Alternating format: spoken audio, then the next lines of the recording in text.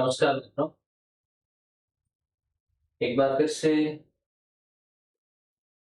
राजस्थान लोक सेवा आयोग ने एक ऐतिहासिक कॉलेज एजुकेशन में असिस्टेंट प्रोफेसर की भर्ती जारी की है।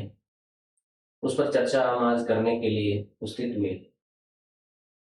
प्यारे मित्रों, हम सब जानते हैं कि जो हायर एजुकेशन में अपनी सेवा देना चाहते हैं उनके लिए गोल्डन अपॉर्चुनिटी हमने पिछली क्लास में जिक्र किया था। आज हम उस मुद्दे पर जिक्र करने जा रहे हैं जिस मुद्दे को लेकर के वर्तमान में चाहे कितना ही सीरियस स्टूडेंट क्यों ना हो, अपने आप में असमंजस्य की स्थिति के अंदर फंसा हुआ है। असमंजस्य की स्थिति क्यों बनी हुई है? क्योंकि राजस्थान लोक सेवा आयोग ने बहुत जल्द एग्जाम डेट जारी कर रखी है। अक्टूबर माह के अंदर एग्जाम होने प्रस्तावित है और इतनी बड़ी भर्ती शायद इतिहास में पहली बार है और अंतिम बार है। तो हर सीरियस स्टूडेंट चाहता है कि मेरा सिलेक्शन हो, लेकिन उसके सामने प्रॉब्लम इस बात की है कि टाइम कम है, सिलेबस मैनेजमेंट होगा या नहीं होगा, क्या मैं उस सब्जेक्ट की दौड़ में हूं या नहीं हूं, सेलेक्ट बच्चों की दौड़ में हूं या नहीं हूं। ऐसे प्रश्न उस विद्यार्थी के दिमाग में घूम रहे होते और लाजमी है ये घूमने भी। जिस विद्यार्थी के दिमाग में ऐसे प्रश्न घूम नहीं रहे हैं, या तो वो विद्यार्थी सीरियस नहीं है या उन्होंने फुल कॉन्फिडेंस है, बहुत अच्छी तैयारी उन्होंने कर ली है। तो आज हम इसी मैटर पर हल्का सा डिस्कस करने वाले हैं कि कौन विद्यार्थी किस स्ट्रेटजी के साथ आगे बढ़े तो निश्चय ही वो सफल हो सकता है। प्यारे विद्यार्थियों, जो हमारा आज का क्लास रहेगा वो वैसे तो सभी सब्जेक्ट को हमने इंक्लूड किया है, फिर भी ज्योग्राफी के कुछ बेसिक चीजें हमने साथ में ली कि ज्योग्राफी के अंदर स्टूडेंट किस पर ज्यादा है वो जोर दे। तो नॉर्मली हम थोड़ा इस पर डिस्कस कर लें।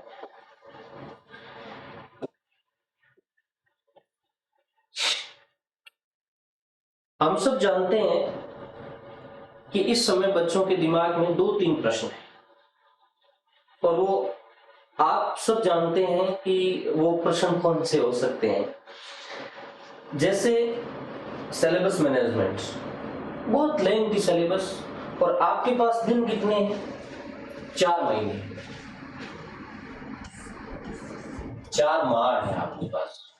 अप्रोक्सीमेटली मैं कहूं आपके पास 120 दिन है, मैक्सिमम से मैक्सिमम 120 दिन है।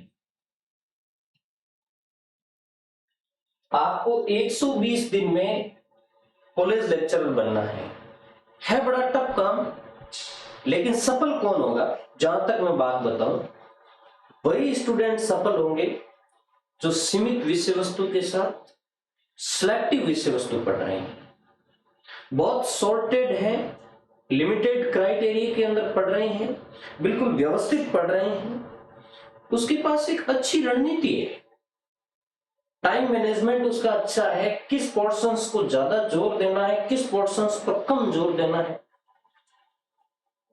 और जिनका जो स्ट्रेच लेवल है बच्चों का वो बहुत न्यून है, यूं कहूं कि तनाव स्तर उसके अंदर है ही नहीं, कॉन्फिडेंस लेवल है वो बहुत ऊंचा है, वही बच्चे सेलेक्ट हो पाएंगे।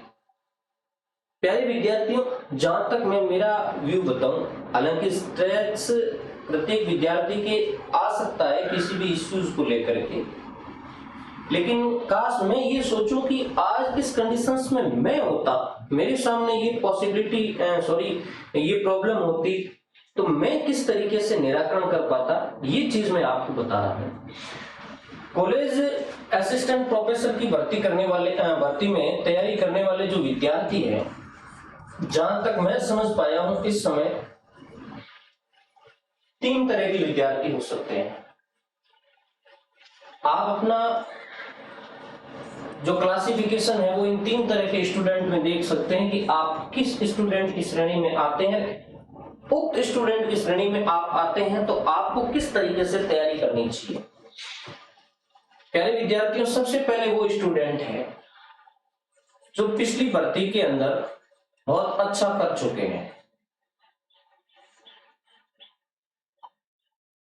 एक तो वो स्टूडेंट, मैं कोई कैटेगरी क्लासिफिकेशन नहीं करना चाहता हूं, वे विद्यार्थी जो या तो जॉब में है या जॉब में नहीं है, लेकिन जिन्होंने पिछला असिस्टेंट प्रोफेसर का एग्जाम अच्छा गया है, उसने रिटर्न क्लियर किया है, इंटरव्यू भी अच्छा गया है, 2-4 नंबर से वो रह चुके हैं या पिछले लगातार 2 एग्जामों के अंदर रह रहे हैं, एक वो स्टूडेंट है, बड़े सीरियस स्टूडेंट है ये। और जहां तक मैं मानता हूं कि आपके लिए अपॉर्चुनिटी बहुत ज्यादा है सेलेक्ट होने की, क्योंकि आप सेलेक्ट होने वाले स्टूडेंटों की लिस्ट में सबसे टॉप पे हो।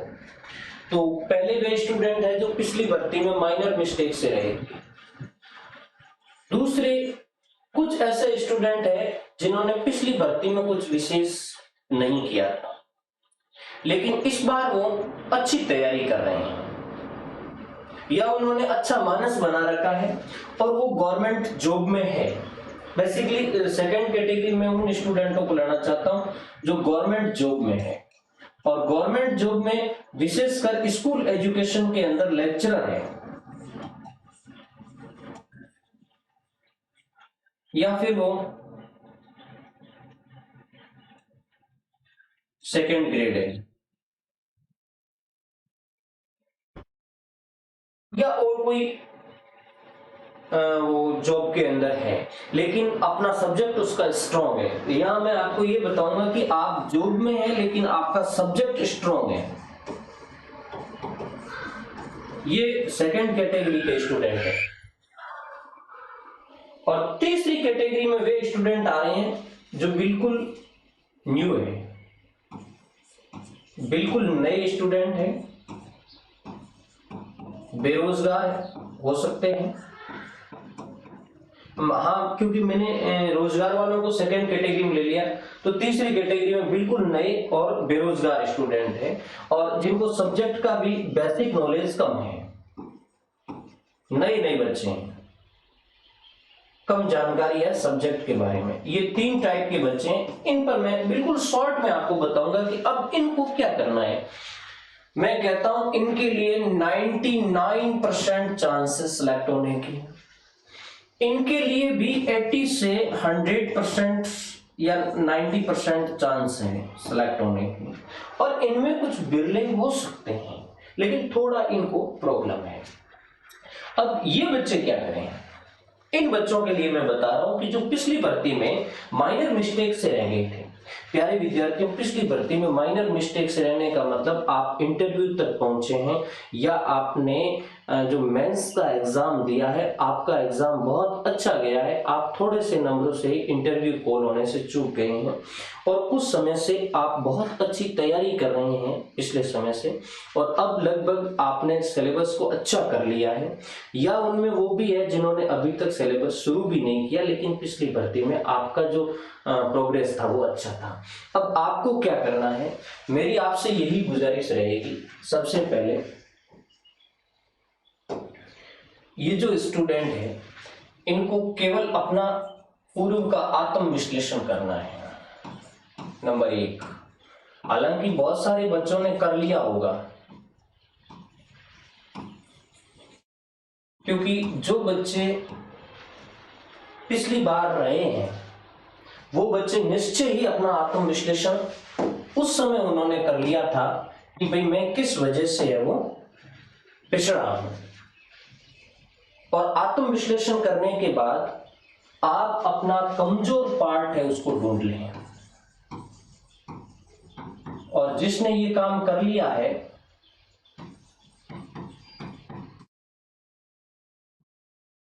वो निश्चय ही सफलता के नजदीक जा पहुंचा है। अब मैं ज्योग्राफी की बात करूं, जो बच्चे पिछले एग्जाम में पीछे रहे हैं, जहां तक मैं मानता हूं ज्योग्राफिकल जो टेक्नोलॉजी है जिसको हम जियो स्पेसिफिक टेक्नोलॉजी कहते हैं, भूस्थानिक तकनीक कहते हैं, रिमोट सेंसिंग वाला चैप्टर जिसको आम भाषा में कहते हैं, आप उसमें कमजोर हैं जहां तक मैं मानता हूं, क्योंकि जो अच्छे बच्चे होते हैं वो इस पार्ट में पिछड़ जाते हैं। तो आप जियो इसमें टेक्नोलॉजी में, कार्टोग्राफी में आप पिछड़े हुए होंगे, रिसर्च के अंदर आप पिछड़े हुए होंगे, स्टैटिक्स में आप पिछड़े हुए होंगे। ये 4 मेजर पोर्शंस है ज्योग्राफी के अंदर, आप इस पर ज्यादा ध्यान दें। और आपको एक काम ये करना है कि आत्म विश्लेषण के बाद जो कमजोर भाग आ जाता है उसको ज्यादा टाइम देना है और आपको क्विक रिवीजन करना है।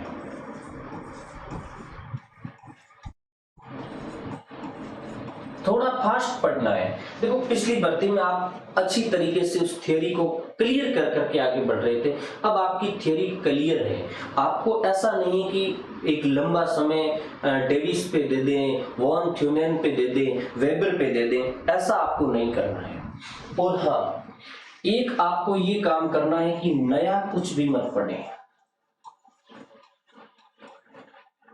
कई बार बच्चे कहते हैं कि सर पिछली बार हमने इंडस्ट्रियल ज्योग्राफी राजमल लोढ़ा से पढ़ी थी, तो इस बार हम किसी और ऑथर की पढ़ लें क्योंकि राजमल लोढ़ा से कम प्रश्न आए थे। आप गलत कर रहे हैं। आपने जो पिछला मैटर पढ़ा है उसी मैटर को आपको पढ़ना है, नई बुक नहीं पढ़नी है। केवल करंट या इकोनॉमिक्स के इश्यूज है उनको ही नया करना है। अब एक इन बच्चों का प्रश्न है, यह हो सकता है कि सर जो कोचिंग ले रहे हैं वो बच्चे क्या करें। जहां तक मैं मानता हूं ऑफलाइन कोचिंग का कोई औचित्य नहीं, आप इसमें अपना समय बर्बाद न करें।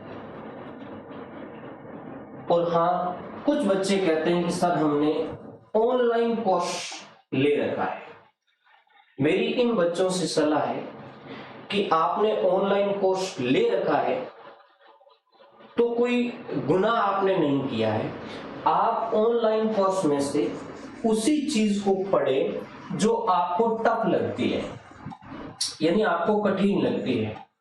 और मैं ज्योग्राफी वाले बच्चों को सलाह देना चाहता हूं, आप कार्टोग्राफी, आप स्टैटिस्टिक्स, आप रिमोट सेंसिंग, रिसर्च एप्टीट्यूड, ये आप इनमें से पढ़ लें जो आपको समझ में नहीं आ रहा है। जहां तक मेरा व्यू है, ओपिनियन है, इन बच्चों को मैं एक सलाह देना चाहूंगा कि आप रोजाना पेपर प्रैक्टिस रखें। ये आपको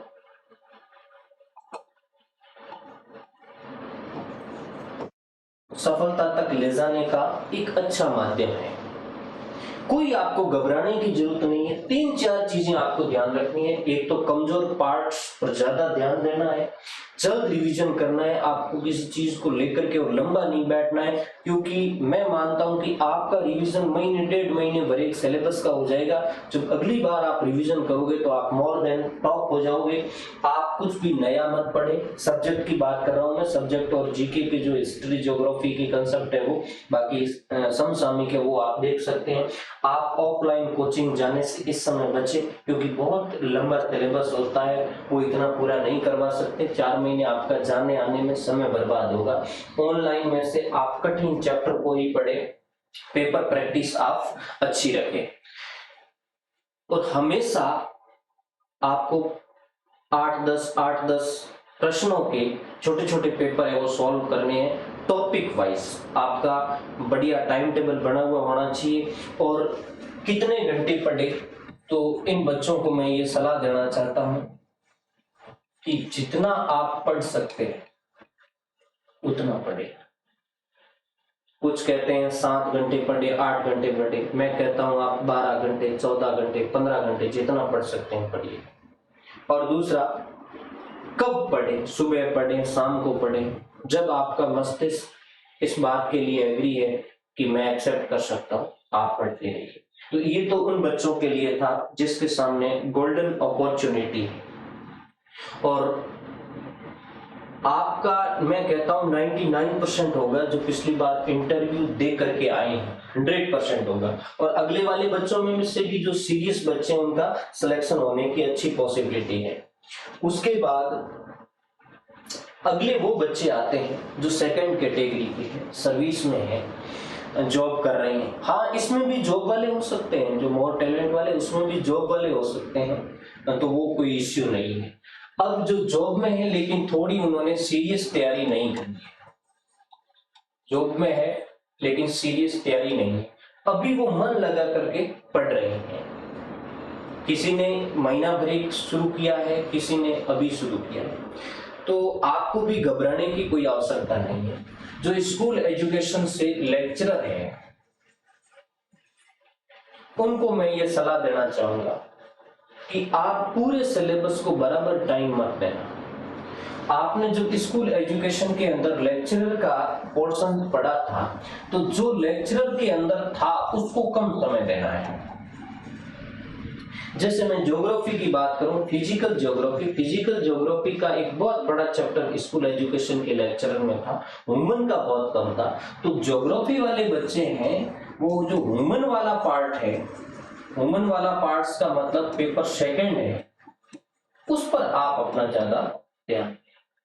इसके अलावा कार्टोग्राफी पर और ज्योग्राफिकल टेक्नोलॉजी पर, जियो टेक्नोलॉजी पर और स्टैटिक्स पर और रिसर्च पर, इस पर आपको ज्यादा ध्यान देना है। थर्ड पेपर को आपको बहुत अच्छा करना है।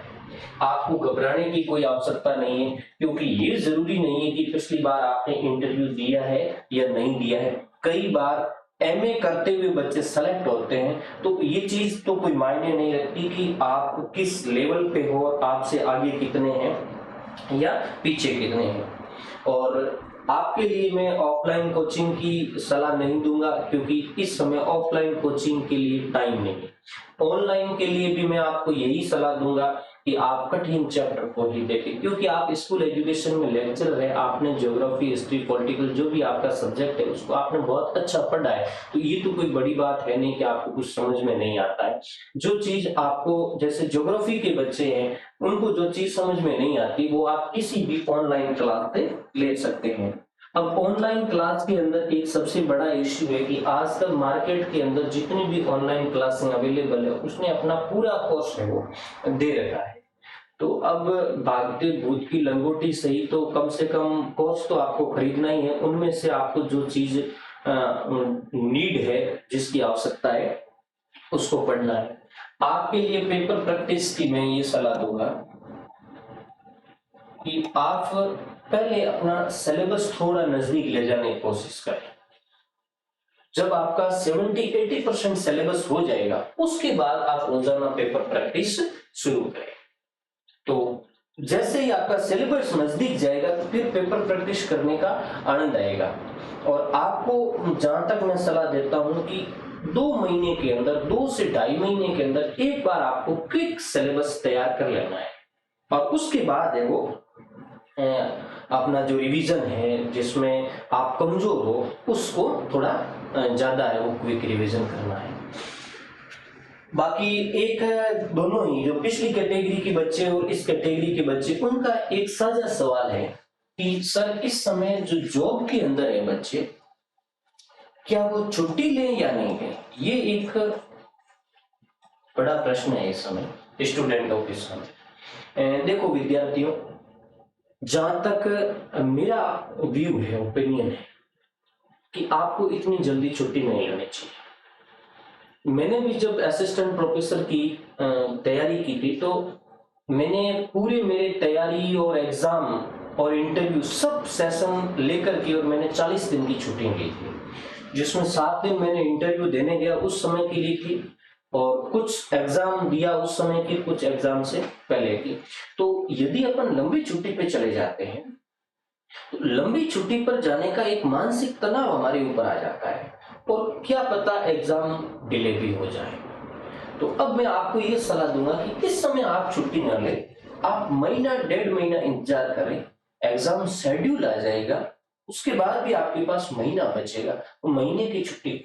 ये मेरा अपना व्यू है, बाकी आप अपनी इच्छा से, हो सकता है जो नए बच्चे हैं और जॉब में है, जिसका विल पावर काफी अच्छा है और वो चाहता है कि मैं थोड़ा ज्यादा टाइम दूं तो बेसिकली मैं क्लियर कर पाऊंगा, तो आप जा सकते हैं। लेकिन जहां तक मेरा विचार है कि आप महीना भर एक करें, उसके बाद आप जा सकते हैं। और आपको मैं, जो जॉब वाले बच्चे या जो स्कूल एजुकेशन लेक्चर है, उनको मैं यही कहूंगा, ज्योग्राफी के आप सेकंड पेपर ज्यादा छोड़ते हैं। और हाँ, एक चीज मैं ये भी बताऊंगा कि मैं एक पूरा वीडियो है जो पेपर विश्लेषण पर लेकर के आऊंगा, सिलेबस विश्लेषण पे, कि आपको सिलेबस के कौन से चैप्टर में ज्यादा ध्यान देना है। और अब जो अपने अंतिम कैटेगरी के बच्चे हैं, उनको लेकर के मैं थोड़ा सा कहूँ कि जो जॉब में नहीं है, जो बेरोजगार है, वो बच्चे क्या करें। प्यारे विद्यार्थियों, आपको भी घबराने की कोई आवश्यकता नहीं है। ऐसा नहीं है कि ये भर्ती कॉलेज लेक्चरर की अंतिम भर्ती होगी, भर्तियां और भी आएगी। आपको इतना सीरियस होकर के तैयारी करनी है कि आपका सिलेबस स्ट्रॉन्ग होता है। तो आपको मैं ये कहूंगा कि आप जो भी पढ़े उसको पूर्ण पढ़े, आपको क्विक पढ़ने की आवश्यकता नहीं है। ऐसा कोई जरूरी नहीं है कि पूरा सिलेबस अपन जल्दी जल्दी 2 महीने में करें, क्योंकि जब तक हमारा बेसिक नहीं है तो कॉलेज लेक्चरर के जो असिस्टेंट प्रोफेसर के जो प्रश्न होते हैं उसका जो डिप्थ होता है वो बहुत गहरा होता है। वहां से प्रश्न फटाफट आंसर निकालना थोड़ा टफ होता है। आप जो भी पढ़े वो पूर्ण पढ़े, एक बार अपने सब्जेक्ट को है वो बिल्कुल स्ट्रॉन्ग करें, और थर्ड पेपर को भी साथ में थोड़ा थोड़ा पढ़ें। और जो बच्चे पेपर प्रैक्टिस करना चाहते हैं तो आप हमेशा 10-15 प्रश्न जो अलग अलग चैप्टर के हैं वो पेपर प्रैक्टिस कर सकते हैं, क्योंकि वो कोई इश्यू है नहीं कि पहले मैं सिलेबस को कर लूं और उसके बाद, क्योंकि मैं ये तो नहीं कहता कि ऐसे बच्चों की चांसेस नहीं है। कुछ बच्चे हैं जो पीजी के साथ भी असिस्टेंट प्रोफेसर बनते हैं, वो नए बेरोजगार बच्चे ही होते हैं। लेकिन हाँ, इन बच्चों में 2 कैटेगरी करता हूँ। एक तो जिनका जो सिलेबस, जिसका जो सब्जेक्ट है वो बहुत स्ट्रॉन्ग होता है वो बच्चे, और एक बहुत नए बच्चे होते हैं जिनके सब्जेक्ट के बेसिक कंसेप्ट स्ट्रॉन्ग नहीं होते हैं। तो मैं इनको तो यही सलाह दूंगा कि आप जो भी पढ़े वो पूर्ण पढ़े, अच्छी तरीके से पढ़े, ताकि आगे आने वाली भर्ती में भी आपके लिए अच्छे चांस बने। इस तरीके से आप एक अच्छी रणनीति के साथ आगे बढ़ते हैं तो दुनिया की कोई ताकत नहीं है जो आपको सफल होने से रोक सके। अब मैं आपको ये कहना चाहता हूं कि अगला जो हमारा सेशन होगा, अगली जो हमारी क्लास होगी वो प्रॉपर ज्योग्राफी को लेकर के होगी, और ज्योग्राफी का मैं सिलेबस विश्लेषण करूंगा कि आपको सिलेबस के किस किस पोर्शंस में आपको ज्यादा ध्यान देना है। वो एक 15 मिनट का सेशन है। धन्यवाद।